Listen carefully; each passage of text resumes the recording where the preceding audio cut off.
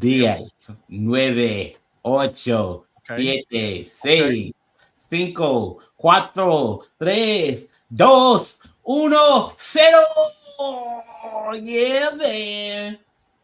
Now I she did got. not mess up not once. You did. Hey, I'm on I'm so point proud of you, for that Corey. one. That's I'm so what's proud up, of man. you.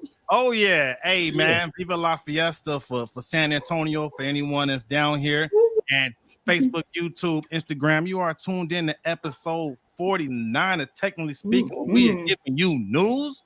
That you can use. Make Hey, sure y'all hit that like, comment, and subscribe button while y'all in here. yes, yes, Yep. yes. Yes, yes. Yep. Speaking of Dr. Poole, what's up? Shout out to you on the IG. Always showing love, man. You know what? You was Man. talking about updating our technically speaking merchandise, man. We when you get those hats made, Corey, I'm requesting that we Mhm. send Dr. Poole a hat. Matter of fact, I thought we said we was gonna send him one.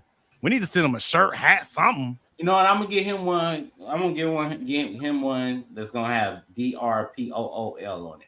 Mhm. I'll put that on for him. Dr. Pooh, you got that coming. All you That's gotta do is what's reach up. back out to me like you're supposed to call me this Saturday. It's all good though. Oh, we Shots started it out. fired. Hey, you're the one that got the sound effect for the gunshots, Bobby. What happened? I did, but I asked Corey earlier if he could hear it, and he told me he couldn't. Couldn't. You probably got to just check your settings. I got something Yeah. of a Yeah. gunshot. But Let me see. nah, Dr. Where Poole, I mine got at? you for real though. Don't worry about, you know what I'm saying? I got you with a hat. Matter of fact, speaking of that, me and Dr. Poole so is gonna have a good in-depth talk Hmm. because I believe I can help him with his podcast journey. Because Donald has a lot to talk about. He I was does. gonna say, He are does. you gonna get a pool?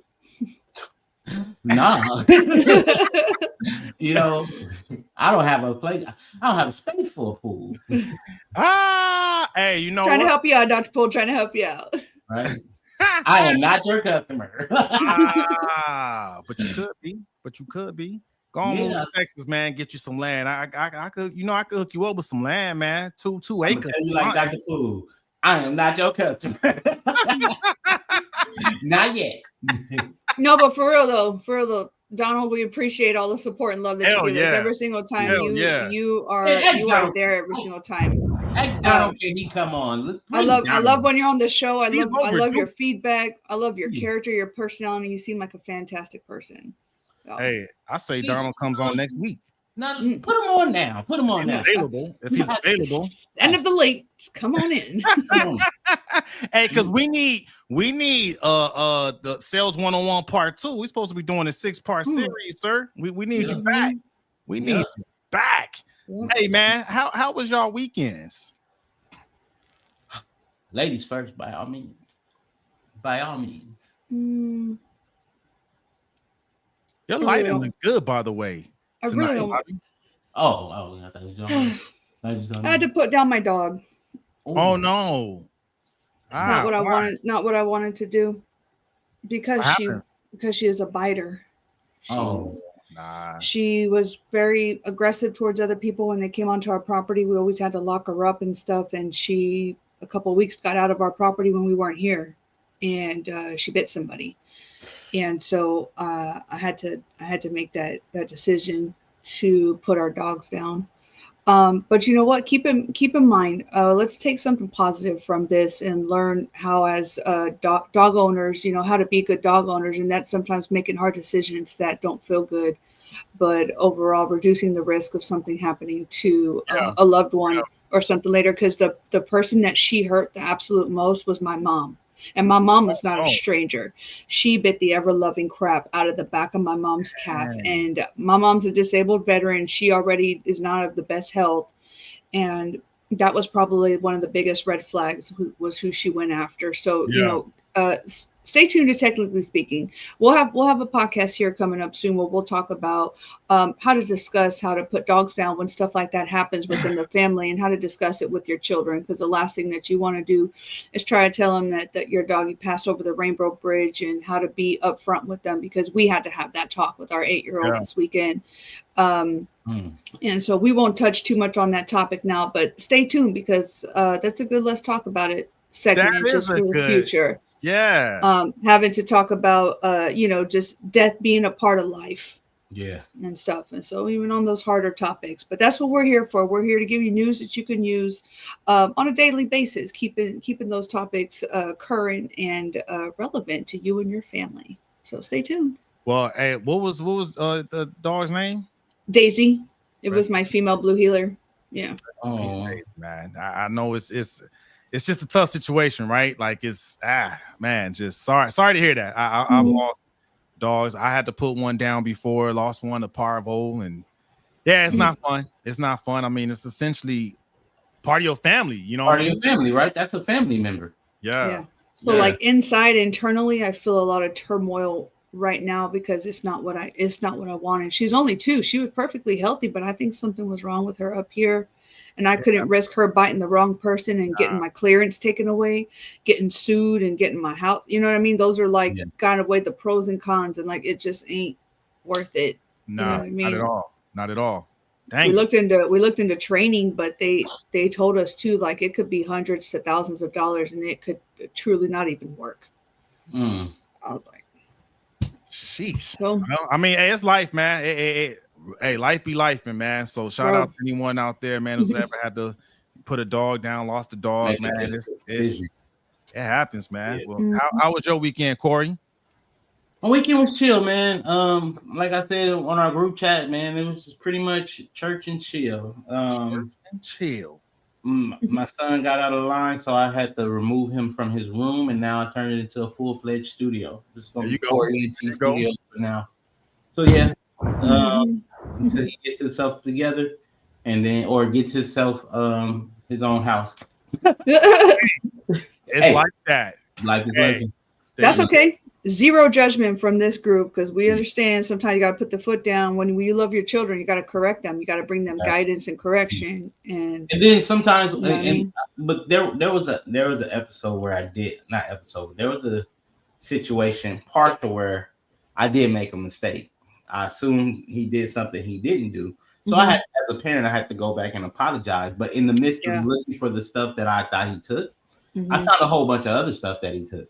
And I was like, sorry, it's not funny.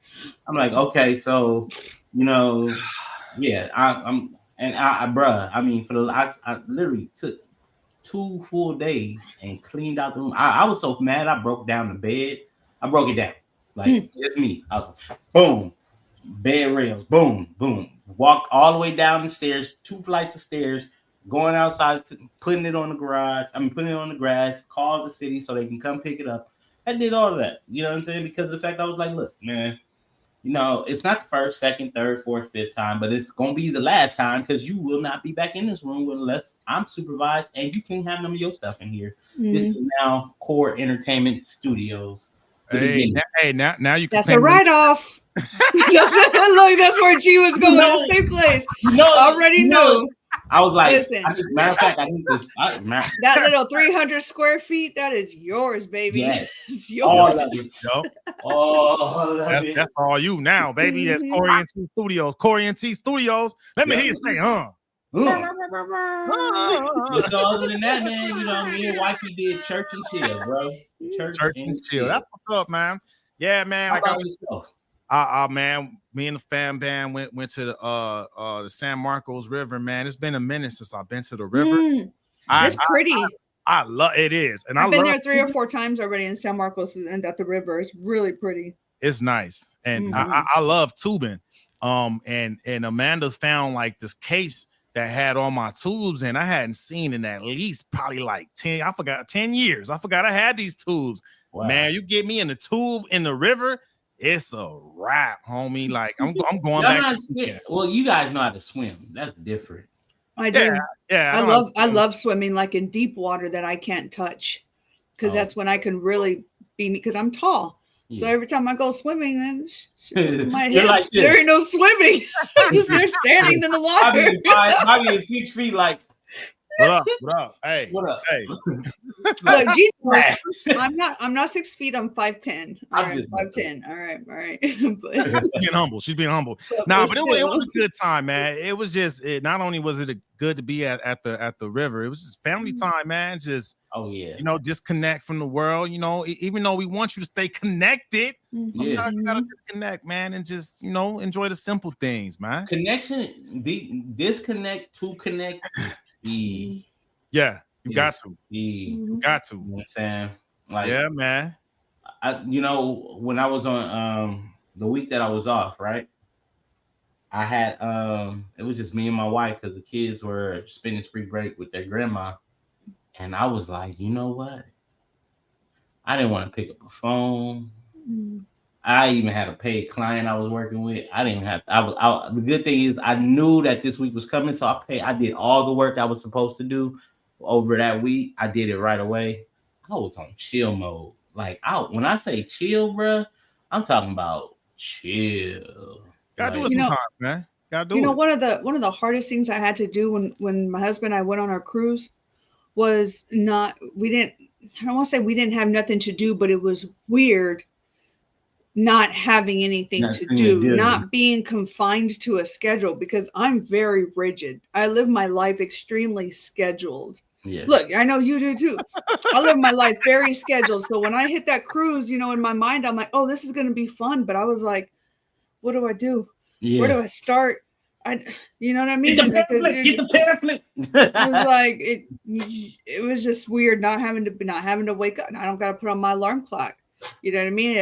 I could just go and grab a pizza or a burger if I felt like it. At 2 o'clock any time of the day. You know what I mean? Like, no, for real. Yep. I didn't do that, but all I'm saying is just that's the way. To your point, I'm so rigid and structured. Like the number one thing I like to do when I get time off is nothing.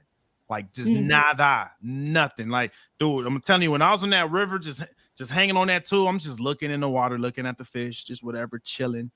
That's my brain. I don't want to do much, man. Like I'm not trying to be at no bar all night, closing down, because then I'm tired and I got the bubble guts from all the alcohol, man. I don't need all that. I just want to do. So, hey, when I go on business trips, like on nights where there's nothing going on, I literally just lay on the floor, starfish, because there's no one calling, asking for something, no dogs barking, no cats meowing, no nothing. Just take a break. Mommy, what's for dinner? Mother. Hey, Creative Native, it's been a while, man. He's back. He got something. He said folks are programmed, and when that doesn't exist, it throws folks in the loop. Try being disabled. Oh no, good point. Because that would be hard though, for real. Yeah, and then this guy right here, man, he was a truck driver. He was all over the place, man. Did everything. So for someone that went from being able to travel all over the place and now you really can't travel, good point. The Dr. Poole said true peace to what I was talking about, just getting that time, man. So yeah, man. Speaking of time, it's time for someone to shine. We getting this thing kicked off, man. Who's shining right now, especially in that NFL draft, man? Well, you said it right. Kicked off, kicked up, and kicked on. Oh my God, they did Shedeur bad. Shedeur Sanders, son of NFL great and MLB great Deion Sanders, because Deion Sanders played not just football but played baseball as well, and he excelled in both. It looks like the NFL went to make a message or make a point, send a message. Although his stats were superior in college, Shedeur ended up going to the 5th round, getting drafted as 144th draft pick. Shedeur Sanders. Here's the thing. I feel for him because the closer the pick at the top, the more highlights you get, right? The better checks come, the better endorsements come, the more, the more you're looked at. Like I remember when the young brother from SC who went to Chicago last year, and he got a major deal. I think he signed a $200 million deal with the NFL. And now and that guy was number one, but he was also putting up stats and numbers, just like Shedeur. However, I think the NFL was kind of trying to make a point. At first, I thought it was because he was Deion Sanders' son. You know what I'm saying? But then I looked into some more news that we could use. Hey, it did show that, he didn't want to do the traditional combine workouts. And, it's key because of the fact that NFL is a $1 billion company. These are $1 billion companies, right? So they're investing in the players. And some people may look at it like they're investing in stock. I have my ideas about that. But you know what I'm saying? Shedeur, he had $6.2 million endorsements deal while he was in college. And so going into the NFL, that there's going to come with a check. However, his check is not going to be as big because he was drafted 144th. Now, I personally think they did that to make a statement and to prove a point. But I think this is going to work out in God's favor for him. Because what's going to happen is they're going that phrase in the Bible, and Bobby, you know it. What is it? The first shall be last, and the last shall be first. So I think they're going to spin it back, and that man going to probably come. I wouldn't be surprised if it worked out into his favor and he win the championship his first year in the NFL. It's possible. He got drafted to the Browns, but you know what I'm saying? He may get help. He may get help. No, the Browns ain't the best team. That's all I'm saying, man. Cleveland ain't there. Cleveland's on the. Yeah, that's why I laughed. I was like, I'm sorry. The Cleveland is on the low. Trying to hold it in too. Yeah, but hey, we got some feedback. But you know what? We all got to start somewhere. We all got to start somewhere. So we all got to start somewhere. Yeah. Creative Native said, "Let's be honest. It had nothing to do with the NFL sending a message, but more of we want an athlete, not a rapper." Ooh. Come on, man. Does he rap? I don't. Well, one, I don't follow sports. Come on, I don't. I mean, if he did, that's news to me. I didn't know. Well, no, I see what Creative Native saying because I've looked at these pictures of him walking around. He looked like a rapper. He got chains on. He on the stream. He's hanging out with celebrities. You know what I'm saying? But let's not take away from the man's work. If we're gonna look at the man's work, you know what I'm saying? He was the number. Well, he had 72 touchdowns his college career. He was the number one out of all 5 of the quarterbacks that got drafted in the NFL draft. You can't take the work away from the man. Now I get it. NFL didn't want a rapper. That's still trying to make a point. You feel what I'm saying? His work ethic. Good point. Yeah. Good point. His work ethic got him where he was. It's not. We knew about Shedeur before the draft. We knew about him for 2 years because his father made sure that boy was doing what he needs to do. I remember that. Yeah. And his father kind of put the light on him as well. But that's no different than Bronny James and LeBron. A father going ahead paving the way for a young man that he know that probably has the odds decked against him, but do what he's supposed to do. That's what he's supposed to do. That's true. I mean, on the flip side, if Deion Sanders never, was never the athlete that he was, and he would have never been able to pave the way for Shedeur to be able to kind of follow in his footsteps. He could have been some other kid on the street, selling drugs or something, but instead he chose, to follow his father's footsteps, which is good. His father, like you said, paved the way for him and probably created a mentorship for him. I bet you he called his butt at 3 a.m. Boy, better get your butt over to that field. Exactly. You better get out there and start running drills with the team. No, I'm just playing. But, sometimes people need that. But it's not a bad thing. If you see greatness in your kid, which he comes from a fantastic athletic father, 8-time Pro Bowler, and 14 different, I was going somewhere with this. But anyways, it's 14 different NFL seasons. I mean, he was in it. You know what I mean? Deion Sanders got some damn good stats. Damn good stats. I'm not even into sports. And I remember when Deion Sanders was popping, even I was a Deion. It was Neon Deion. The Cowboys, baby. Cowboys, baby. Hey, hold on, wait a minute. Because when Deion Sanders put out their rap album, I was rocking that. I got to have it. So Creative Native said he was pushed to mixtape. Look it up. So I don't if Deion Sanders was able to play football, play baseball, and do music and rap, what the problem is? So even if he was pushing a mixtape, what's wrong with that? I just thought about so was his dad. His dad was rapping too. Sounds like a multi-talented man. We need more of them in this world. I don't know what the problem is. All I'm saying. It's like and now let me put on the entrepreneur hat. It depends. If you can, here's the thing: if you got a skill set where you can monetize it. If you can rap and 500,000 people are going to buy your $10 mixtape, you just made what? $5 million. Just add one more zero to that 500,000. Boom, you made $5 million without an NFL contract. You know what I'm saying? And then you got the skills on the field. See, here's the thing: a lot of people are hating the fact that he's good. He's good. If he let's take away color, let's take away his father, let's take away his rap image. If he was a white boy that could throw the ball, he good. So give him his credit. You know what I'm saying? That's one thing that society don't want to do is get them kids his credit, whether they black, white, green, yellow, purple, Asian, persuasion. If they good, they good. Corey, I like the purple ones. The purple ones are good. Me too. Barney, he good.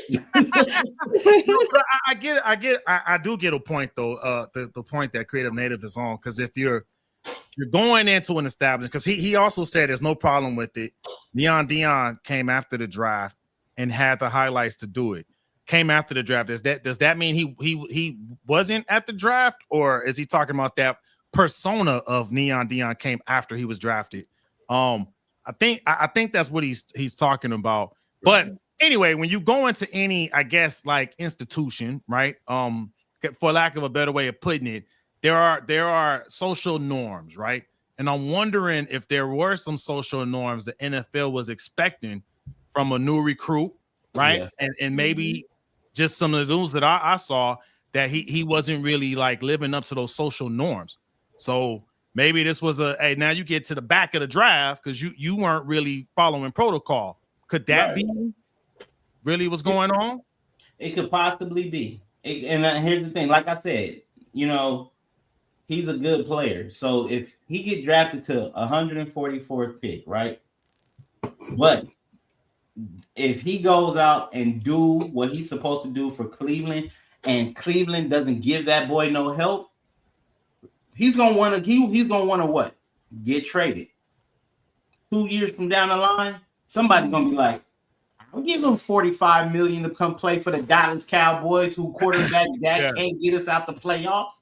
You feel me? Come on, Corey, why'd you have to go there, man? Because I'm a Cowboy fan. Cowboy fan. And, sir, you can keep all that negativity over there, sir. Yeah, I'm not even into football sports at all, but I do know y'all Cowboys been struggling. I know that much. Not struggling. Struggling. You got to struggling. You got to with like 5 G's. It's like struggling. That's what we gonna ride this wheel. We gonna ride the Cowboys wheel till the wheels fall off and some more fall off. We gonna put them back on and possibly get Shedeur in 2027. Hey, them ain't 20s, they 10, but you keep them clean though. Huh? But we keep them clean. We keep them real clean. You know what I'm saying? Creative Native said struggling is an understatement. Wow. Hey, let's drop a bomb for the Cowboys. Oh man. But you know what? But you know what? I'm not a jumping on the bandwagon type of person. My whole family is bleeding silver and blue. All of us have. Whether we win or we lose, we're not just be like, oh, you know what, man, you know what, they suck this year. I'm gonna hop on over here and see what the Falcons are doing. Nah, hell no, it is what it is. Mm-hmm. Stay loyal. I like that. Stay loyal to the soil, man. I've been a Cowboy fan since Troy Aikman. Before Troy Aikman. I remember that name. Even I remember that name. Creative Native said they ain't been America's team since '96. Ooh. Look, no, they've been America's coming team. On this podcast with all these negative comments, sir. You know He's catching up because he hasn't been on in a while. So show some respect. Yeah. You know what I'm saying? Look, just know there's not too much cowboy hate. It's gonna be tolerated on your creative nugget. Just so you know. Hey, for real. Hey, let him know, Corey. Saying. Hey, speaking of not being, 96 was a good year, by the way. Were they doing good in 96? We won the chip. Okay, that's what's up. Hey, again for them Cowboys. So speaking of America's team, we're gonna switch gear. I'm gonna tell you two companies that are definitely not on America's team right now, and that's Temu and Shein. They not rocking with America like that anymore. Oh, no. Do y'all know why? Do y'all know why? We knew this was coming. I saw it coming. I'm surprised. I don't care. I'm surprised TikTok didn't blow up. They sure didn't store and blow up. Now, I know tariffs, man, them tariffs, it rocked their world.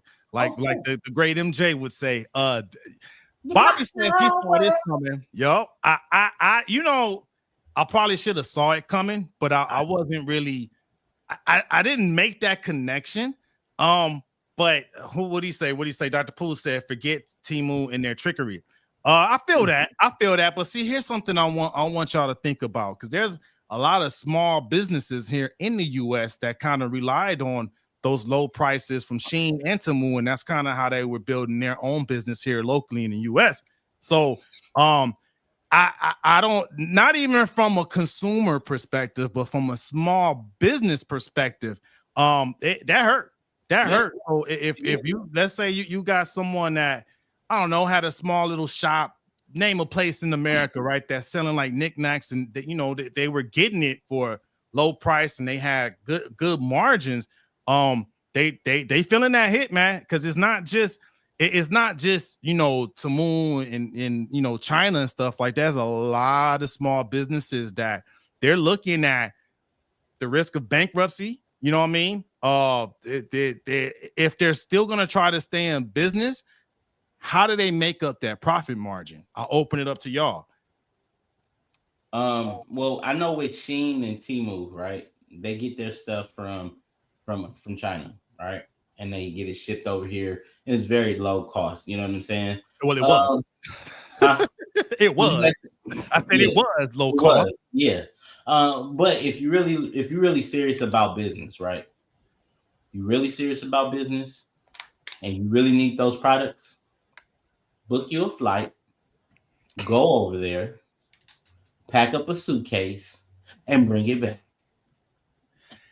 It's a business expense. So the flying over there is a business expense.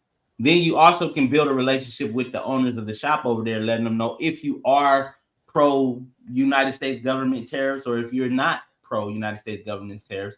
And then maybe you can work up an individual contract with your country. I mean, with you and them, where they can fly you over there and then you go back. See, the thing about it is you got to get creative with these relationships in business. I want to see an example of what people are talking about, because I'm looking at some of the stuff that was in my Shein cart, and it might have gone up a couple of dollars for like a little jumpsuit. Went from like $12 to $14.87. Like, is $2 really going to break you? So it's again, it's more not so much from the consumer perspective. I'm talking to small business owners that were getting stuff from them. You mean like buying and reselling stuff? Buying and reselling, yeah. Putting it together. Say what? Yeah, putting it together. Because some people, I know some people that maybe will get like eyelashes, get them for very low cost on Temu and maybe resell it still at a good price here, but the profit margins were really good. But now it's being reported that prices are up about between 344%. Because of the 145% added taxes on that, the tariffs, right?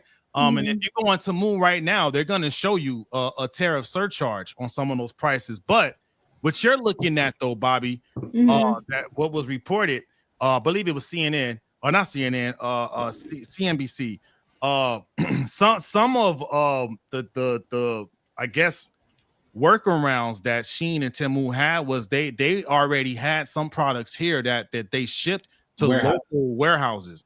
So if it's being shipped from within the US, then you won't see that price hike. But anything that has to be shipped outside of the US, you're gonna see that them tack on that additional 145% because they got to make up the cost. But then again, that still goes back into how what other, because I mean, to your point, Corey, maybe someone can fly out to China. I don't know if that's a good idea right now. I don't know if it's safe. I don't know, the implications with that right now with the tensions between. I wouldn't do it. Yeah. I'm telling you that right now. I'm not flying to China.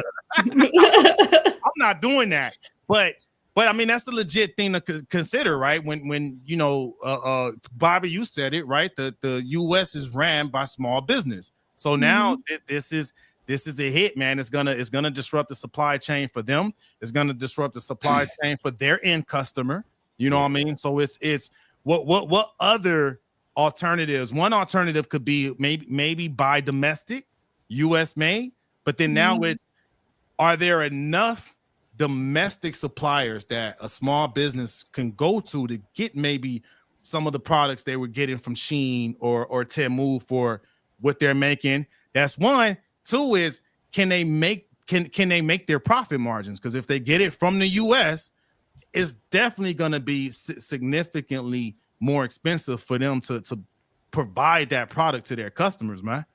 I'm gonna tell you like this. Go ahead, Bobby. Go for it. So in a capitalist society, right, like you were saying, small business owners, we make up a majority, I think, of what how America runs and stuff. And so in order for our businesses to be good, it's important that I think that we should be shopping and supporting our local businesses so that we keep the money in-house, is what I'm saying. That's how we get bigger. That's how we get better, is by keeping the money in-house. And while that might be more expensive, I think maybe not everybody, but I would be willing to pay a few dollars more if I was getting a better quality product, especially with some of the stuff that I've gotten from Shein. 90% of the stuff that I buy, I have to send back because it's not a good. It's freaking terrible. It's terrible. I bought a shirt like a 2X sweater. I've been extremely disappointed with some of this stuff, and I'm like, who in the world? What measurements are they using? Even with the measurements, I feel that from a consumer perspective, but I'm still trying to get some news you could use for our small business owners who may be reselling that stuff, right? Like, what kind of alternatives can they use if let's say maybe the profit margins they were making before, right? Right now, what if they can't afford to go to an American supplier? What if that American supplier does not exist? Then what? You know what I'm saying? Because a lot of stuff was sent over to China and we stopped producing it here. So I know Creative Native said order products from Japan. I don't know how the factory industry is in Japan. I don't know if they have supplemental products that you could order. Dr. Pooh said we need India and Taiwan to go on ahead and step up and making more products to replace the Chinese products. I feel that. But what about the small businesses that are trying to struggle right now to not go into bankruptcy? You know what I mean? Because when you start a business, there's not a one size solution for what we're looking for, because it's not going to be a one size fit all. A small business could be making 1.2 million while another small business only bringing in 150K. And so it's not going to be a one size fits all solution, but definitely think encouraging others to, aside from being shop locally, get creative with what it is that you're doing. Whatever products you do have, use social media and TikTok to your advantage to be able to market what products that you have better. If you know somebody, like you just heard me complain about the measurements off of freaking Shein. If you know somebody who's a seamstress and you can begin to bring out a little bit extra more material for them tall girls like me, or be able to hem it up a little bit, you might be able to bring in some more customized things for your customers if they're looking for something specific. Yeah, that's something. I mean, that's something to consider, and maybe. But it's not a one size fits all. It's definitely not a one size fits all. But if you're in the products, maybe you're onto something. Maybe that's going to bring back the seamstresses and is that, how do you say that? Yeah, seamstress. Unisex? Is that okay? Okay, maybe that'll bring back a stick. I don't know. Yes, right. What were we gonna say, Corey? Garment specialist. Garment specialist. Yeah. Let me see. I don't know if that's a real word. The only thing here's the thing. we can't do business as usual, like usual, because nothing's usual anymore, right? So Not at all. As a small business, you got to get in. What I've learned, you have to get around your small business community and see what other small businesses provide that you need. Like Bobby, you said, like, say for instance, if you have, say for instance, there's 10 women very similar built like you, right? And they all work in this, you guys work in the same type of industry, whatever the case may be. So you can't go do a one-off to a seamstress company. However, you can go to a professional designer and see if they can be able to make a mass order for your team. So then now there goes the partnership. You create a business you can create a business account with that company. And then in the event, hey, they have an issue in their facilities with leaks, pipes, waters issue. They now have a client that actually specializes in water damage and waste resolution. So now the businesses are working together to fulfill each other's needs. Yeah. You know what I'm saying? So you're talking about barter services?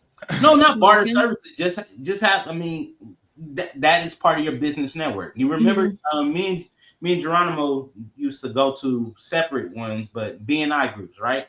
You know what I'm saying? You had the BNI group, which is Business Network, international, whatever the case may be, right? So when you have a BNI group, you shop within the local BNI for the things that you need. So in the event if somebody needed wireless and I'm in that BNI group, they would go to me before they go to an outsider because I have the relationship there. So somebody is going to need say for instance, somebody in that group is going to need what you have, and you're going to have something for somebody that you need. And that's all it is. Network governance. You just got to start building up your local business contacts and colleagues. So just like Black-owned businesses support other Black-owned businesses, which is a good thing. We do the same thing kind of in our network, although it's not like a skin color thing, but we have a whole group of Patriot-owned businesses. Right. So we would go and give,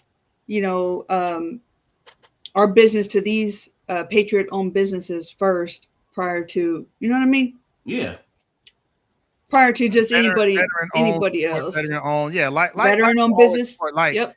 Now I think it's getting to the point to where that needs to maybe broaden up and maybe American support American. American support American, absolutely. Now Dr. Poole made charity starts in La Casa. Say there you go, right?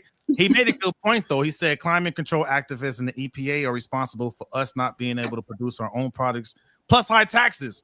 He has a point there. Because there's a lot of environmental controls in place that they shut down plants for good reason. Because there was, I was just watching this video recently from PBS. It was talking about this one city in Alabama where they go dump a lot of the toxic waste. And those areas become very, very toxic to the surrounding communities, which tend to be low-class minority communities. So it's a tough situation, man. It's definitely a tough situation. I mean, we're probably looking at another source of job losses, right, for a small business that may not be able to pivot in time. So it's really real, man. It's gonna be tough before it gets better, but definitely just looking for it. And anyone online too, man, is news you could use. If you can throw out any suggestions that can help small business owners, like what kind of other pivots should they consider? You know what I mean? Gotta pivot. You gotta pivot. Go ahead. There's a lot of companies out there that do a lot of clothing materials, right? Like, let's say I want to use one that everybody's familiar with. Okay, let's say Foot Locker, right? Let's say Foot Locker, and they get their shirts made like the Foot Locker or Nike shirt or whatever the case may be. Now, this is hypothetically speaking, or I'm making a point. They usually buy their shirts in bulk from overseas, right? You just got to find a U.S. supplier. Just find you a U.S. supplier and pay that difference. I mean, because of the fact that if you still do work over there, then your profit margin is going to hurt you. But if you find a U.S. supplier, it's not going to be as cheap as before. But you now have an established relationship with a United States business, and you never know, that business can start bringing you money.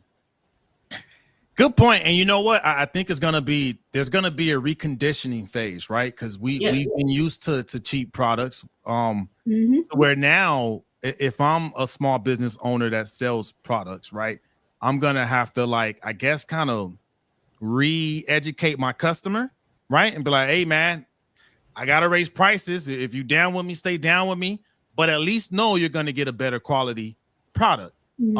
Sounds good, but not all customers are gonna be cool paying that price, because now it's, if let's say you came to me for whatever product I'm selling to you, Corey, now my prices have to go up to basically be the same prices you would get at Target, Walmart, so on and so forth, right? So now what's the incentive of you to continue coming to me? You just go now and go to Walmart and probably get the similar quality product for the same price. You know, that's the delicate dance we're in right now, to where those bigger businesses, they can absorb that higher cost. You know what I'm saying? That small business, not so much, man. So, like, how do we deal with that? Relationships. Yeah. That's all it is. It's because if this business knows that, hey, I understand I have to raise my prices, and I understand you're usually coming for me so you can supply your business. What you can do is say, like, hey, maybe we can be able to get some contracts in, and I can cut costs later on down the line when things get self-situated, because every business is affected by what's going on. You know what I mean? Especially every small business who has to do something, who deal with imports. So what you have to do is you have to build those relationships. Are more important now more than ever. Yeah, good point. Yeah, man. So you know what? I think we got anything else to add, Bobby? No, I'm listening. I like where you're going, though. Yeah, Corey. good point, man. This is a good point. We really got to start relooking at how we build and nurture relationships, man. That's my biggest takeaway from this, Corey. Like, you gave me something that we could push out there. Nurture those relationships, man, and maybe this will force people to get better at nurturing those relationships, because we kind of been losing that, man. Can I give you guys a story real quick before we move forward? Go ahead. Okay. Back in 1921, there was a bombing of Black Wall Street in Tulsa, Oklahoma.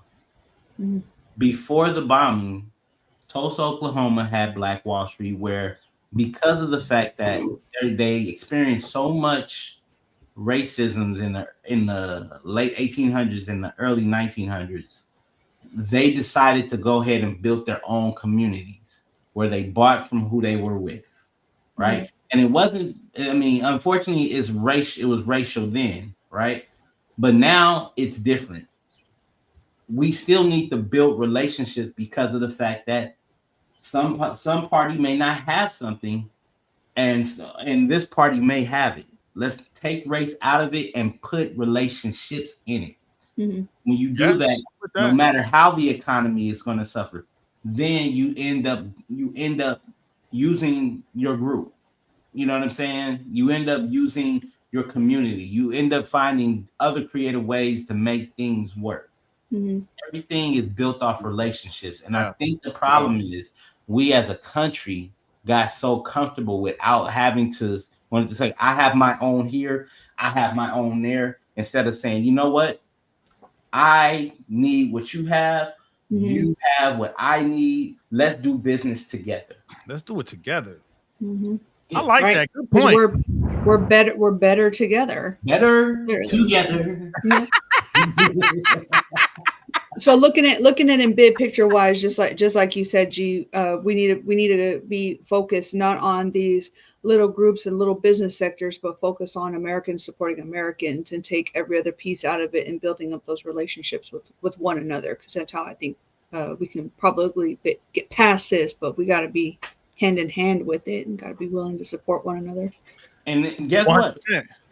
What? It's an opportunity for another small business to come out that probably can do what they're doing. I'm pretty sure somebody in America can do what someone in China was doing The only thing about it is they don't have the light shine on them. They don't have they didn't have the, what is it called? They didn't have the exposure. But hey, Good baby, now it's the point. time. Good point. Yeah, man. Mhm. Hey, you know what? I got a request. Anyone that's live right now, if you know of any such companies, post them in the chat. If you're watching this on YouTube, even on a replay, post it in the comments, man. Give us some links. Like if y'all know people with factories that manufacture whatever, share it. We gonna need to know, man. We gotta take care of our fellow Americans, man. That's right. Yeah, so I like that. Good conversation, man. There's just it's hey, man. It's a good time to show that. One, create that togetherness. Let's start there, and then let's show it, man. To something to worry about and think about, man. Speaking of togetherness and represent America, we're gonna move on to our veteran topic. This one, I don't know if a lot of people heard about this, man, but there was an Army commander that got suspended last week because she didn't want to display President Trump's photo in her unit. What's up with that, Bobby? Ooh. So anytime we have a change in, for people who don't know, whenever you go into not all government buildings, but specifically in buildings that house military units, you have a set of pictures that goes all the way from your local leadership, your first sergeant, your company commander, battalion commander, so on and so forth, all the way up to Secretary of Defense and all the way up to the president. So this is how the command structure works. And they got God up there. No, they don't got God up there. They should put God on top just to be on the safe side. I'm with you. However, in this specific set, obviously you can't do that, right? Because they what some people may not know, whenever you put on your uniform, you're supposed to be in a neutral presence. Yeah. And for somebody who sits at that level, regardless of who sits on the presidential seat, there is still a tone of respect that needs to take place, because the last thing you want to do is put any type of set that precedent for your troops. Because if you have people that are following you, like if obviously, I'm very patriotic, but if I had a commander that was crapping all over the president that I just voted for, and they were like, F that person, I'm not putting them up here, F all of you who voted for them, and they set that tone, I got zero respect for you. And so anything that comes out of your mouth, I don't want to hear it. I don't, because it's disrespectful. I didn't vote for Joe Biden. However, he was the president. He sat in that seat. His photo got put up in our unit. It is what it is. Take that pill, swallow it, move on, and act like you're supposed to. Maintain your military bearing. Yeah. Whether you like it or not, maintain your military bearing. Like we say a lot, I may not like the person, I'm going to respect the rank. I may not like you, but I'm going to respect the rank. And he holds the rank as commander in chief. So set it aside. I don't want to. Commander in chief, that's your boss. If anyone that is your boss in the military, that's your boss, man. So you cannot speak up or disrespect the boss. Where at any company, right? You just blatantly disrespect your boss. What's gonna happen? Everybody's gonna get fired and put on terminal leave. You out of here, man. So I don't know what that commander was thinking. I guess her excuse was she didn't want to show that she was showing support for a specific candidate, but that's the president now, man. I mean, all BS aside, that we talked about protocol, right, Corey, earlier with Sanders, and he got pushed to the back of the draft because he wasn't following protocol, right, Corey? So that's, I mean, hey, you got to follow the protocol, man. When you go into any type of environment, organization, you have to follow the social norms. In this case, it's not even a social norm, it's protocol. There's regulations there that require it. You know what I mean? So I was looking up those regulations. I legit, after you posted this in our documents and stuff, I went on. I was like, I want to know what the regulation is. Through all of the BS of Google, I never not once found a regulation that actually says that you have to have this. But what makes it different with Donald Trump versus it having been, Joe Biden or Bill Clinton or Barack Obama? What made this person different? How did we all of a sudden decide to break, I don't want to say tradition, but this is what it is. I think even if I couldn't find I couldn't find a regulation, it was an unspoken one, maybe. It's just what you expect. Yeah, It's an expectation of leadership, is what it is. It's like this. Your daddy picture. If you the daddy of a house and you live at that house, your picture needs to be up there on the mantle. Hey, good simplified example, like, or even, I mean, like, just think about it. If he go into that house and be like, I own this house. I'm not saying he owns the place. Trump's like, where's my mugshot? Where's my mugshot? Where's my pig, bitch? He gonna be like, what? No, but go ahead. Okay. You gotta be an example for your troops, though. But you know what I mean? The sister is a Latina, and I don't know how that. Maybe she was like feeling a certain type of way. You know what I'm saying? Because you're talking about the commander. The commander, what are we talking about? Yeah. Okay, commander. Got you. I'm tracking. All right. Colonel Sheila Baez Ramirez. She's the one who pretty much lost her position because of not putting up the photo. Yep. I always said this election was emotional. You know what I'm saying? And some people were emotionally attached to the results of this election. It didn't change their jobs, but it changed their internal position. And so she probably felt like, I don't have to do this. I didn't have to do this. Or maybe she just, you know what I'm saying, didn't make it a priority because, you know what? I don't know. I'm not hurt. But what I can say is don't let emotional decisions take away your financial position. Now that's for real. I mean, because what it boils down to, that story definitely brings up that conversation of your military values, right? But also, you know, having staying neutral politically, right? Especially in a leadership position, right? And that high up, absolutely. Yeah, because she was very high ranking, man. Like if it was like a young private or a young airman or something, just smacked around, get the little attitude adjustment tool, the hammer. That's what we used to have. Smack them up a bit, boom, hey, cut that shit out. But yeah, someone at that high rank, nah, fam. Nah, you should know better at that point. Like keep your personal political views out of the workplace, especially that environment, because we got to maintain order, man. Like if the mission is freedom, how can you have the troops focus on the mission of freedom when you're doing that nonsense, man? It's a distractor, man. Like your tax dollars, Corey, you don't pay for that nonsense. You know what I mean? We don't pay for that. Do your job. And Geronimo knows just as well as I do. When you decide to put on the uniform, you're not supporting the president of the United States. You are upholding the Constitution of the United States, which is an oath that we all bear. That doesn't mean that we support the person who's in the presidential power. That ain't it. It is the Constitution. It is the defining thing between all branches that we all support. So every single one of them for every single American. That's what we support. Mission comes first. Everybody's mission is a little bit different. I was like, kill, but that's like, I know that's not y'all's thing. Y'all's like fight, flight, win stuff. That's cool and all. That ain't me, man. We're out here to break bones and smash faces type of deal. Guts and guns. Guts and glory, baby. Guts and glory. There you go. Every time a plane took off, man, that's freedom right there, man. Like, hey. Quick question though. Let me ask you this, because you guys know more than me. It said she's suspended. Does that mean she actually lost her job, or does she get demoted in rank, or what's the possibility of her actually? They may not share everything. She may be temporarily removed from her status, or she may be not necessarily demoted in rank, but demoted in leadership status, where she'll no longer be a commander, and now whatever rank she sits at, she'll just be an additional person in that unit, and she won't hold that leadership over the unit anymore. And will that affect her ever moving up again in the? It can. Yeah, it can. If she gets a negative OER. Or for us, it's an officer evaluation report. We had OERs and stuff. So if she has a bad OER, that can negatively affect her and impact her career.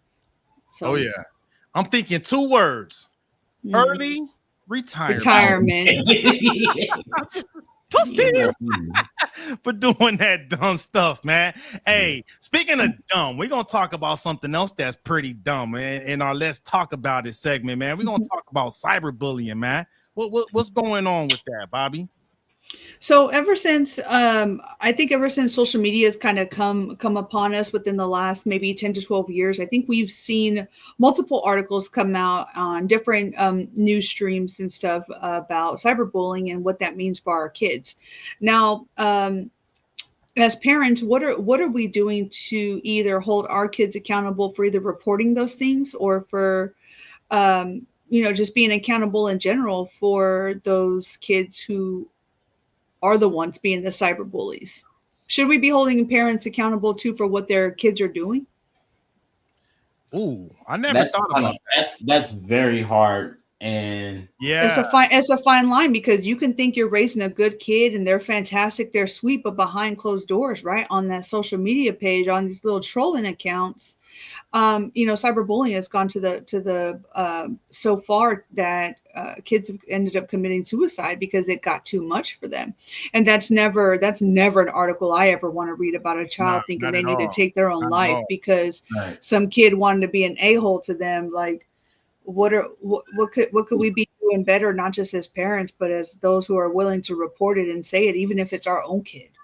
I'm gonna be honest with you. I think because as a kid, as a father who has kids in 7th grade, about to be teenagers, cyberbullying. I don't let my kids have a lot of internet connectivity because of the fact that I don't like the internet for kids. I'm just being honest with you. See, and I'm with you on that. We're already on the same page. Yeah. The only thing about it is, it's like as I'm discovering more about how my kids like to be manipulative and do stuff, right? If they do something like break the law and I have to be punished for it,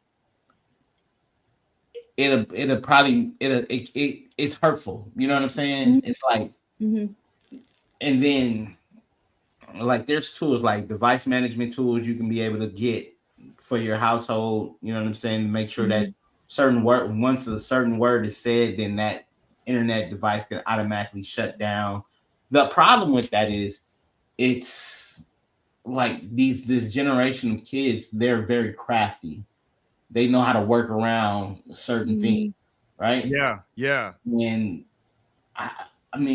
holding the parent responsible for those actions, when, let's be honest, some parents aren't as crafty as the kids. I know there was a time where when I worked in retail, the kid was teaching the mother how to use the phone. Mm-hmm. So if you have a kid teaching your parent how to use the phone, this kid is running circles around their parents when they're doing stuff they got no business. Yeah. Good point. So I think depending on the case, it's definitely going to be a case by case basis, because if you do have a parent who's tech savvy and they've put in the device management, those parental controls, and the kid still found a way around it just to try to be a bully, the parent should be taken out of the picture and that kid should be held to the standard of the law, whatever that looks like. Because I think when the laws, just like rules in my house, laws are put in place to keep people safe, but laws are only as good as either you being followed them and them being enforced.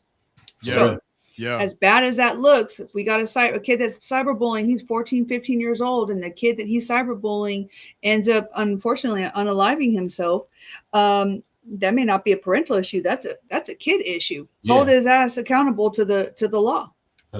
And you're going to have those people where you're just going to have to make examples of them. This is what's going to happen.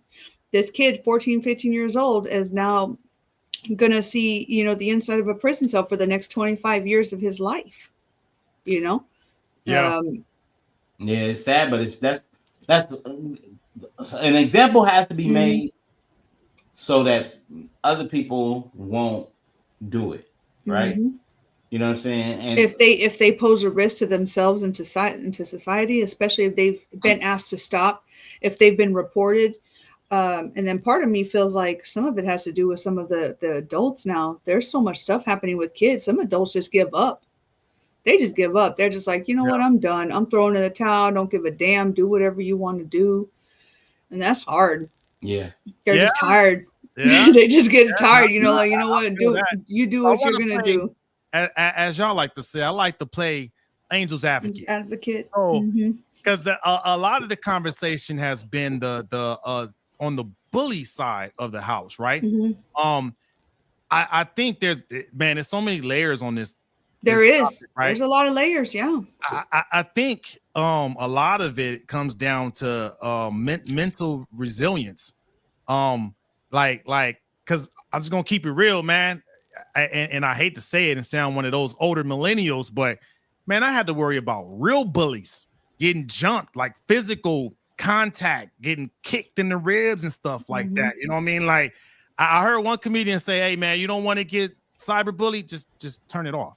Um, but I think what it comes down to is maybe we're lacking that mental resilience. Maybe some of those same parents that are allowing the cyberbullies to do what they're do, maybe Mm-hmm. they're not putting that parenting effort to make sure that the kids have that resilience to where it won't affect them like that. You know what I mean? Like, because at the end of the day, it's really just words. But if you don't have that mental resilience to where those words on that social media platform affect you, that's a problem. That is a problem because we have to be here to make sure our kids have confidence. You know what I'm saying? Mm-hmm. I think it starts there because I I think couldn't go ahead. that feeds into other topics such as how has our culture changed this much? Because when we were growing up and I was getting bullied, my dad would be like, "Oh, just have thick skin." Thick skin. I hated that somebody's like, "Just get thick skinned." Like I'm they like, were I'm like thick that. I already, nigga. mean, What you want? I'm thick.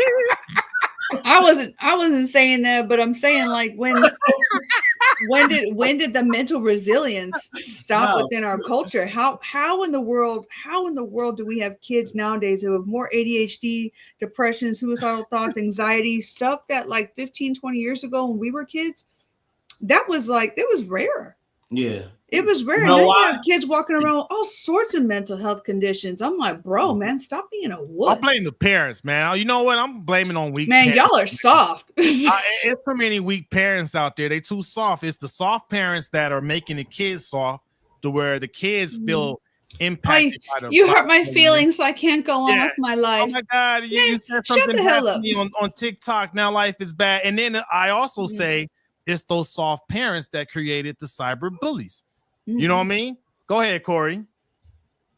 Tag Tag in. I agree, but to some point, hurt people, True. and heal people. Yeah.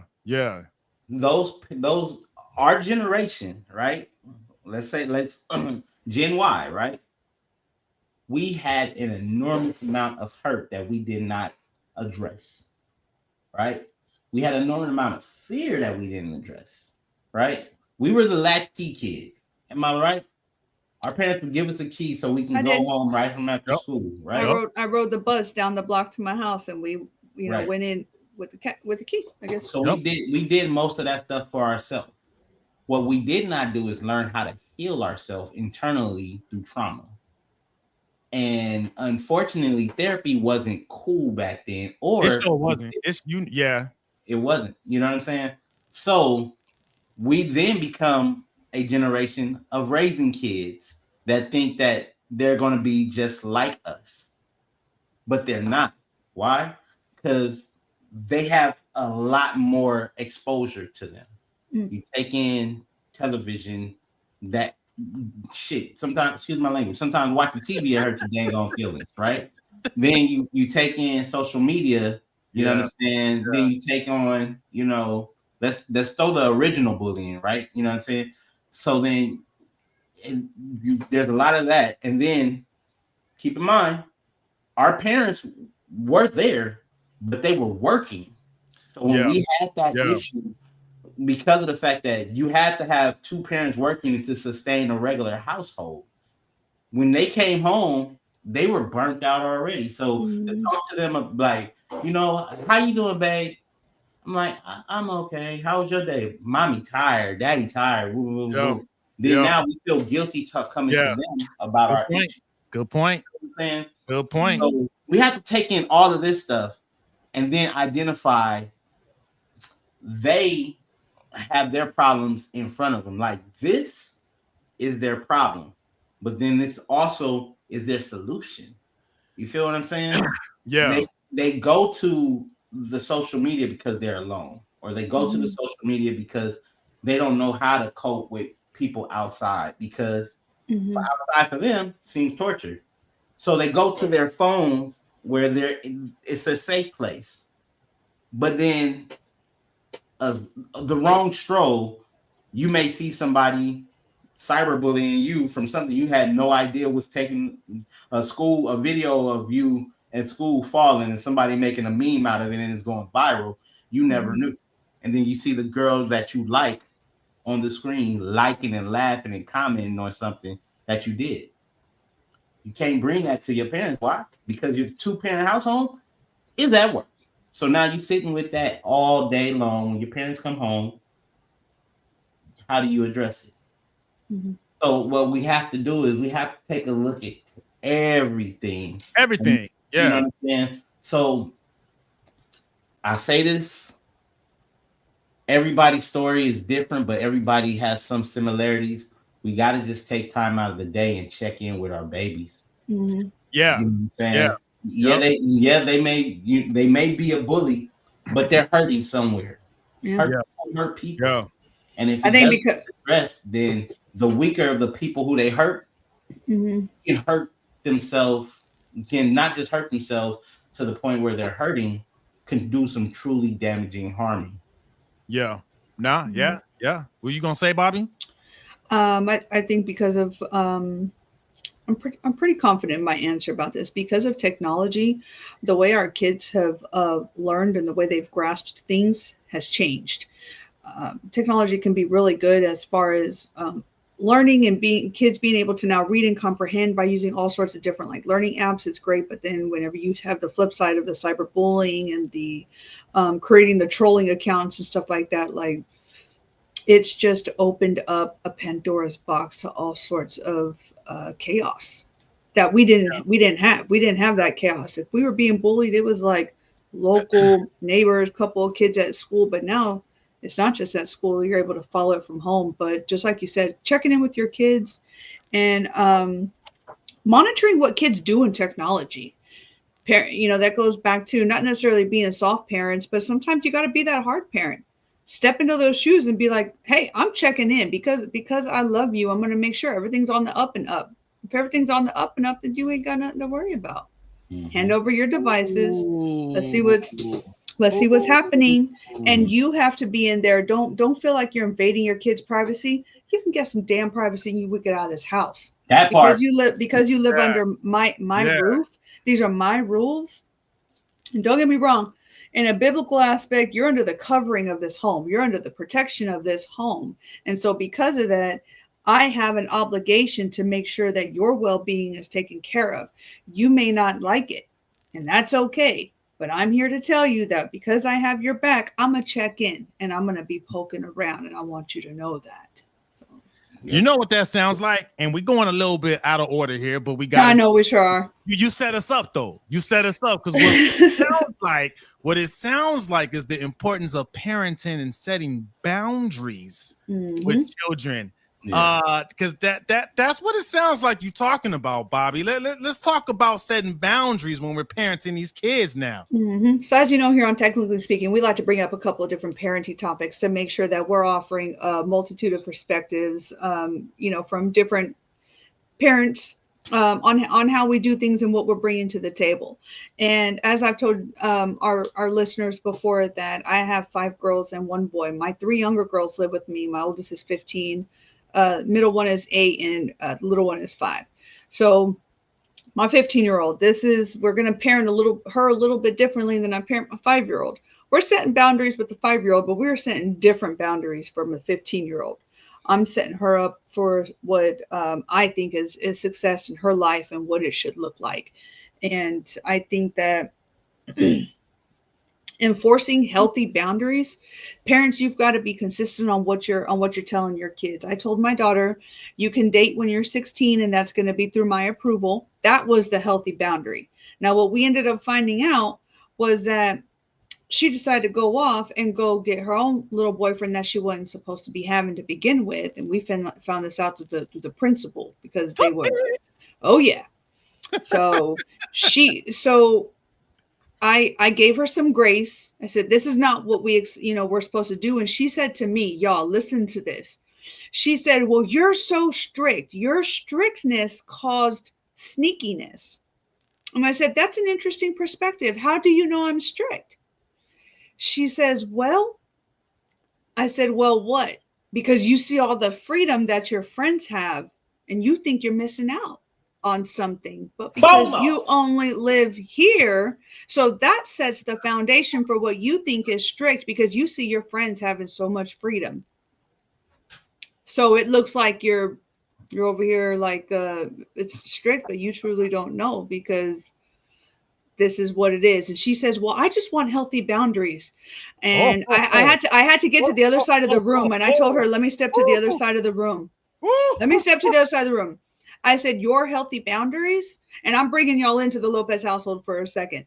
Your healthy boundaries were dating when you're 16 through my guidance, through making sure the person that you date, his mom and dad have similar foundational ideas and perspectives to what I do, because God knows I'm not going to let you go hang out at his house if mom and dad are never even there and y'all are able to chill with doors closed. I'm sorry, we're not having none of this. Nope. This ain't going to happen. And that's where, you're going to have to be the bad parent. Guess what, baby? I will be the bitch all day long.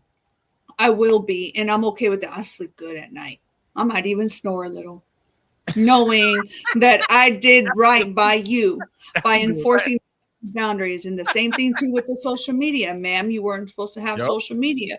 Turns out this is the 5th Instagram account that we've caught her on.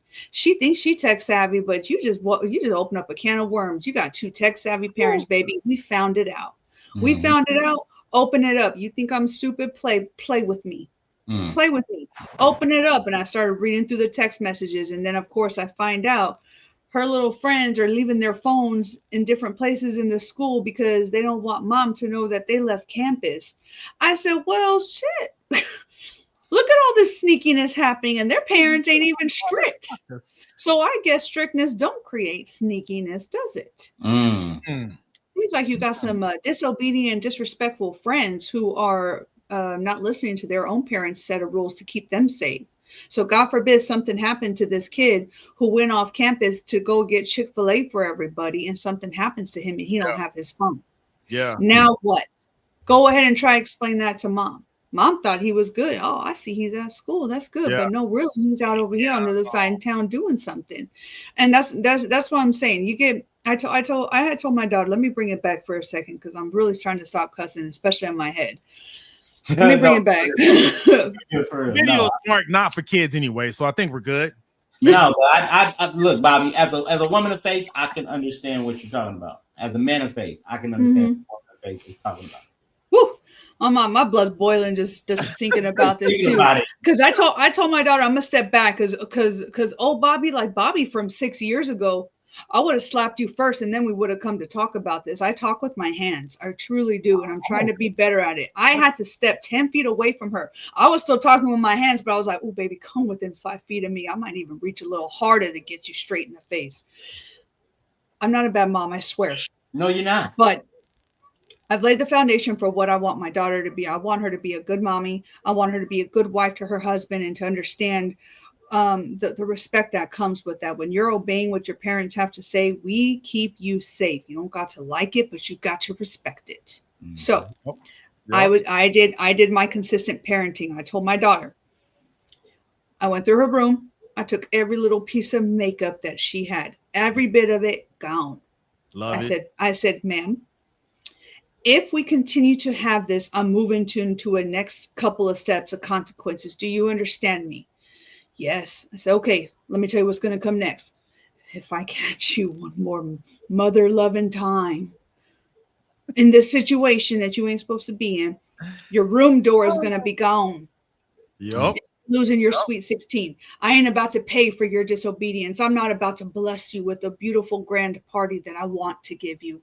Please understand, I'm not selfish. I want to give this to you because I didn't have that.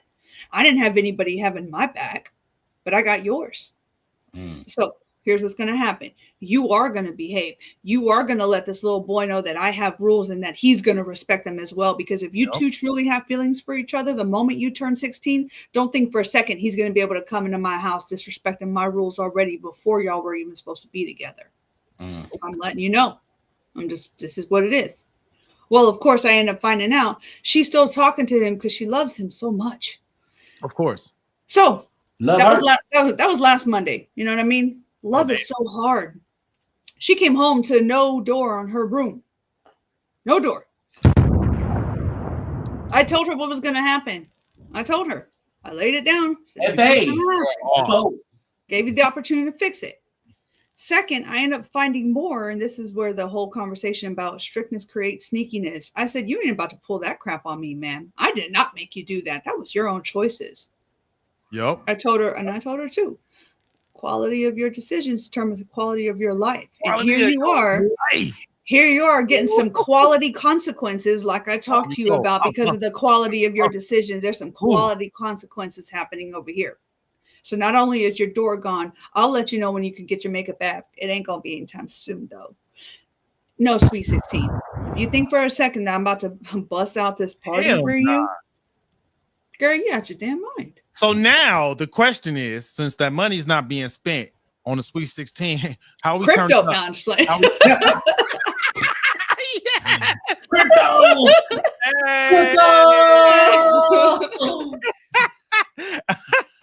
Hey, we gotta do it. Look, anybody listening, if you can relate to me, just know, number one, you're not alone, but two, sometimes you've got to be the hard part. You've got to be that person, and it's going to be okay because we want our kids to be successful. We want them to make mistakes. That's okay. But I gave her a little bit of grace to fix it, and she chose not to. She had so many chances. You do. She did. She had a few chances to get it fixed, and you didn't get it fixed. I'm going to continue on with this disciplinary measures like I told you I was going to do. I'm going to be true to my word. You did say that the last time we talked about parenting. You said that the next step was going to be removing that door. No privacy. If she was watching the show, she would know better. Like, hey, she said she was gonna do it. Oh, she would be pissed. She talking about FAFO for real. FAFO. You effed around and now you found out. Hey, Creative Native said that Bobby, you want to make an investment in more Moreno Ranch, expanding the ranch out there in Cali. Yes, sir. Money available now. I sure do. Now you know what? You asked me what I was gonna do. I'm gonna get me another goat. Hey, goat money. Hey, so maybe I'll ask you this question offline. Oh, okay. If you give me the goat, I got questions. Hey, because we got some farm animals and stuff, and I love my animals. Yeah, pigs, goats. I do. I love my babies. I was out there feeding them like 20 minutes before I got on here, making sure everybody's good, doing body checks, make sure everybody got food, got water, got some love. So the thing is, though, man, it goes back to accountability, man. You got to set those boundaries. The boundaries, like what you're doing, is great. We need more of that. Like I think to our earlier point that we were talking about, to prevent those cyber bullies, you got to do exactly what you're doing. You doing some parenting. You got to parent these kids, man. And I get it. It's not that easy for a lot of people because life be life and it wears you out, but hey, man, you chose to have these kids. You know what I mean? It's up to you to get them ready for society, man. Because if you don't do it, the cops gonna do it. A criminal might do it, taking advantage of them. You know what I mean? Like I'll even go as far as to tell you that if you love your kids, you will step in and you will be a part of it. You will be visible to them and be transparent with them. Let them know, hey, this is where I was at your point in life, but you have an advantage over me. I talk to my daughter all the time. I let her know too. Where was I when I was 15? Living with your alcoholic boyfriend? Yes, I was. When I was 15 years old, I didn't have somebody guiding me. But things are going to be different because we are a generational curse breaking type of family here. And so just because I went through it doesn't mean for a single second I'm going to let you have those hurts. I'm saving you from a world of hurt and you don't even know it. You don't even know it. Yeah. So, real what quick, Corey, Creative Native said we need more parenting like Bobby's. Hell yeah. Look, Bobby, let me tell you something. You are 100% on point with that. Yep. And here's what you're doing. You know, there's a phrase that history repeats itself until the cycle's broken, right? Mm. And I get what you're doing because you don't want your children to have the experience that you had, right? I don't want them messed up. I don't want them to have that trauma. And that's the same way as me. I don't want my children to have the experience that I had. My experience wasn't detrimental, but the difference is we are supposed to have our kids are supposed to be better than us. If our kids are better than us, that means we are successful as parents. That's how I look at it, right? The boundaries are so key because of the fact that there's certain boundaries we have to protect them from, but then also we also have to put boundaries on ourselves and realize, like, look, I have to make sure I don't go too far into doing something that I can be able to scar them. Because in the Bible it says, let's go to biblical terms, but we're gonna pivot off of that.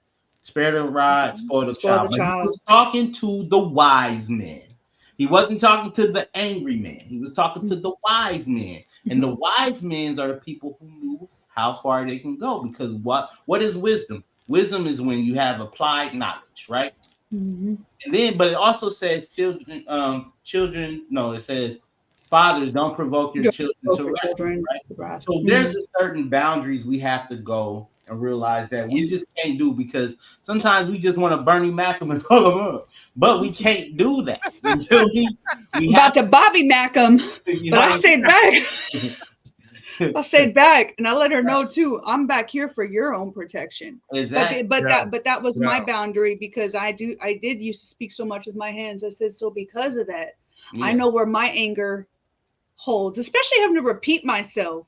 Y'all like, oh, I don't understand why y'all yelling. Well, shit, if you'd listened to me maybe the first 14 mother effing times, I wouldn't have to be yelling now, would I? Right? Look, all of us have been there. Ask you this, and then we got another comment I need to read. What's worse, you speaking with your hands, or she grows up and does not be accountable for her actions, and now she's either locked up or something worse?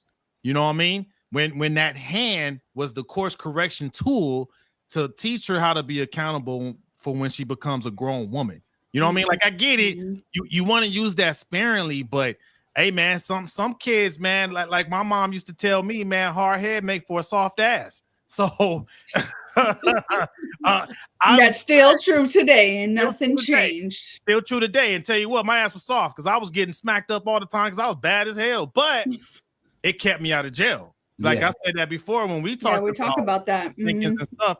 I'm in a pretty good position because of that rough parenting that I had. I needed it. Single mom, you know what I mean? That pops wasn't around until my stepdad showed up. Like, what you gonna do? You know, she did what she had to do, and it worked. I'm proof that what you're doing is something that has to be done, Bobby. And a Creative Native said, as a little league coach, he's seen it all. It's not his job as a coach to teach your kids manners and respect. It starts at home. So it's like, hey man, you lay down with somebody, and you had these kids, man. It's your job to teach them that respect, manners, accountability. I'm gonna keep saying accountability because, man, accountability is at an all-time low right now, like the stock prices. Come on. Listen, parents for younger kids, don't be waiting until you're out in public to try to discipline your child because they're out there throwing a fit. If they're throwing a fit and you ain't doing a damn thing at home, you ain't gonna do a damn thing in public. Look, I don't know why you act like this, because you tolerate it at home, because you don't whoop that butt in private, so they don't know how to act right whenever you go in public. I can't stand that about some people. And look, you know what I'm saying? The only reason why they address it in public because they get embarrassed. They get embarrassed. Yeah. And so and what they should realize is, if you took care of business at home, then you know when they get out in public, they know that they ain't gonna embarrass you because they know what happened. But I've seen some big kids doing it too. It ain't even just little kids. Let me just say this to Creative Native. I understand it's not your job to raise somebody else's kids with their behavior. You know what I'm saying? That's true. However, if you know as a coach, you know that some kids will act out and try to get all the other ones involved in the mayhem. Sometimes you got to make sure you put the person who's doing it. You have to check them and correct them, right? You know what I'm saying? Because energy, negative and positive, it doesn't die, it transfers. And if, you know what I'm saying, you transfer that energy to somebody else, then you're gonna get a group of people feeling like it's okay to act like this because of the fact that they act like this. So some situations you cannot ignore. You gotta nip it in the bud, whether that's if it's not child or if it's not my child, but you around my child, then I'm going to correct you, because what I don't want you doing is being an influence on my child. Oh yeah. And if you come into my domain, I'm correcting, because I'm at that stage myself to where teenage stepdaughter, she bring her friends. I'm on them. Like, nah, because they want to say certain things and sound like a Future song in front of my 2-year-old daughter. I'm like, hey, nah, you're not saying that in front of my daughter. No.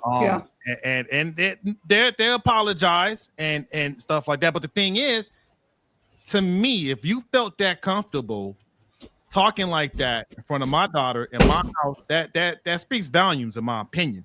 Like, what are those parents doing to where you feel comfortable to talk like that in front of a baby at someone else's house? You know what I mean? Like, it is disrespectful. That's straight disrespect right there. I'm not the cool parent. No, I said the same thing too. I'm not the cool parent. Don't. Your friend. You know what I mean? I'm not here to be your friend. I'm here to guide you and raise you and give you the game so you can get out there and do something with yourself. Matter of fact, you're gonna have plenty of plenty of friends, but you're only gonna have one mom and one dad. There you go. Let me tell you this one too, because I had to take action. So sitting at the table, right? I'm just customs and courtesies. I'm with that, right? The leader of the house is gonna get the head of the table. That's just how it is. I don't know if it's like that everywhere, but that's how it is in my house. That young lady sat at the head of the table when we was eating. I just picked up her plate, moved it to the other chair. I'm like, yeah, you sitting over there. Like, what the dude? This accountability is bad. So to Creative Native's point, we need more Bobbies out there, man. Have some. Hey man, stay on these kids, man. I don't give them an inch, because you give them an inch, they want to take the head of the seat, head of the table, man. Do you guys remember Charm School on MTV? I remember that. And then remember the Gentlemen's Club they had with old boy Farnsworth Bentley? I remember that, yeah. I think we need to bring real life situations back like those. For real. You know what I'm saying? For real. Etiquette school. Stuff like that. Yeah. We can definitely benefit from that, because at the end of the day, man, some of it's our culture, because when you go to other countries, it's not like that. Oh heck no. You get beat for spitting on the ground in Singapore. I know. I've heard. Yeah. But you can see how some of the I follow a couple of English guys that like to take American food and go and show it to like kids in like in the United Kingdom and stuff, and they're different high schoolers. They're it's like a prep school, I think, and they're these real nice looking black kids and white kids that come in, and you hear the way they speak. It is not like it is here. They're using they brought in Popeye's spicy chicken sandwiches, and the black kids are like, oh my god, they eat this. They could have this every day in America. They're like, oh, this is lovely. They said that. This is lovely. I'm like, lovely. It's extremely proper, but that's their culture over there. When over here, but y'all do bussing. You know what I mean? Yeah. From bussing to lovely. It's my kids can't use slang around me because if you don't know what it means, you don't want them using it, right? No, it's too comfortable. I want them to have a manner of respect to certain things. They just can't sit around me. They didn't because if I catch them cursing, for sure. I've had to remind my kids, don't call me bruh, because I ain't your bruh. I ain't your bruh. Yeah, I'm not your bruh. No. My oldest one is probably the biggest one. My other daughter, the one that I was talking about just a little while ago about the door and the makeup and stuff. She's like, bruh, I didn't even do this. Who the fuck are you talking to? Yeah. Say it one more time, I dare you. Here's another reason why it's so important to establish here's another reason why it's so important to establish these boundaries. Because you were talking about it earlier when we were talking about the Temu thing and small business owners, right? Because at the end of the day, whatever you want to accomplish in life, it's going to come down to relationships. Yeah. And if you are like that, I don't know if that's the best way to build and nurture relationships. Because the one thing that's not going to change in the business world, people want good service. You know what I mean? To where like maybe we can't convince the parents to guide these children and set boundaries right by talking about, hey, maybe they end up in jail or like, you know, dead or something. But do you want your kids to be successful in life? Because that will never change. No one will ever be like, no, I don't want no good service. Nah, I don't want no good. I want my kid to be a failure at life. Yeah, nobody's saying that.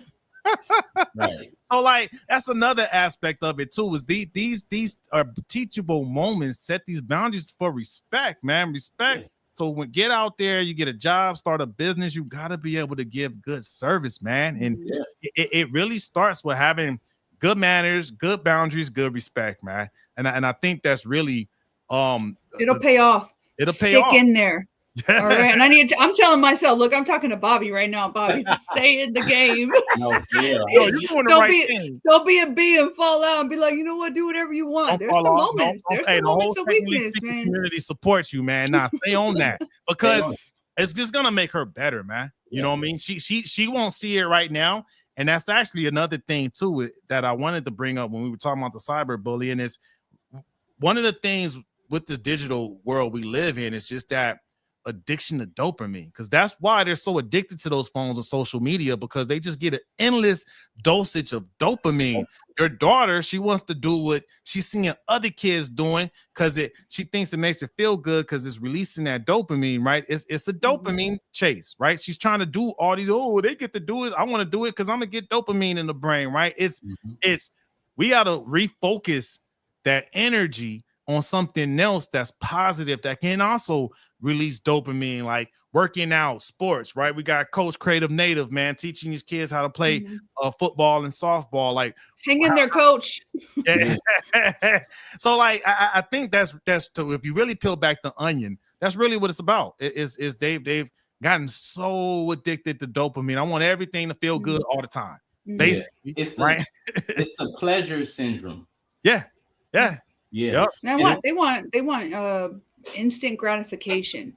Everything needs to be done now, but teaching your kids to delayed gratification. Hey, I can give you $1 right now for this gum that you want, or when we get home, you could rake those leaves like we talked about in the backyard, and you can get $5. And we can come back in a couple of days and get something better that you might want. That's delayed gratification. There's nothing wrong with telling your kids no. Not right now. The moment I tell you not right now, look, that's a solid no. It just isn't gonna happen. I just got something you gave me to build on that, Bobby. When you don't hold your kids accountable and you cave in a lot, you become an enabler, because now you're enabling that instant gratification, and now they expect it.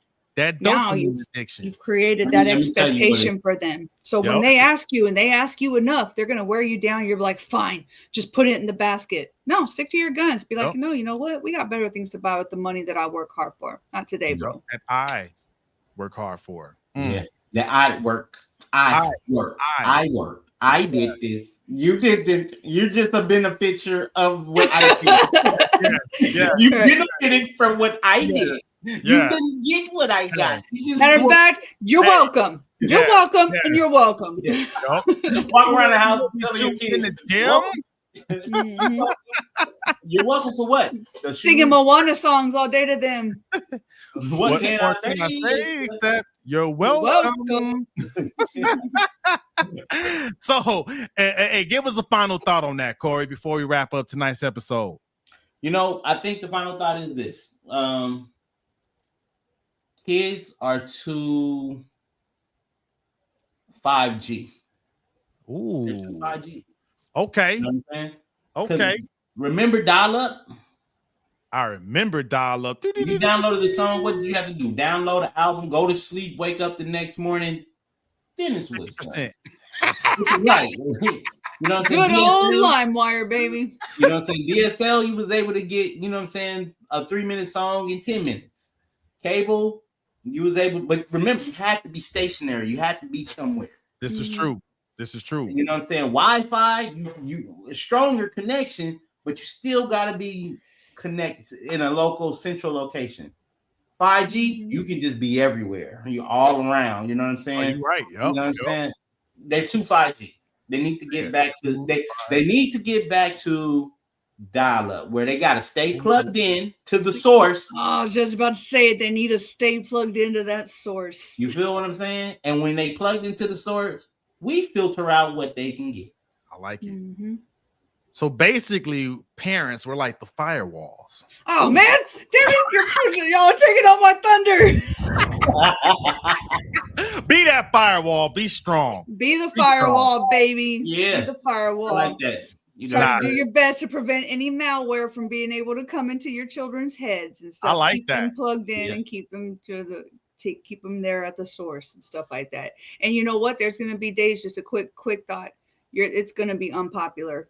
It's just going to be unpopular. It is what it is, but you're not concerned about any of those children. You have your own to be concerned about. And I tell my daughter all the time, they are not my concern. Yep. They're not. You are. You are my responsibility. I have an obligation to protect you and to see that you're safe. So and that's what it's all about. Unpopular opinion, but it is what it is. I mean, to some, that's not an unpopular opinion here. I've had people that are like, you don't give your kid privacy? Nope. You can get privacy when you leave the house. You're more than welcome to do that. Privacy, you help me pay one of these. Hey, I tell mine, pick day one. You turn 18, you could take all the privacy. I'm about to say, privacy is a grown word. It is a grown word. It's a grown word. You ain't there yet. You're not there. There you go. One thing I won't do though, because my youngest daughter, she'd be like, privacy, because I'd be like, what you in the bathroom doing? And she be singing. And I'm like, are you putting on your clothes? And I'm like, I knock on the door. Privacy. I'm like, girl, get dressed for school.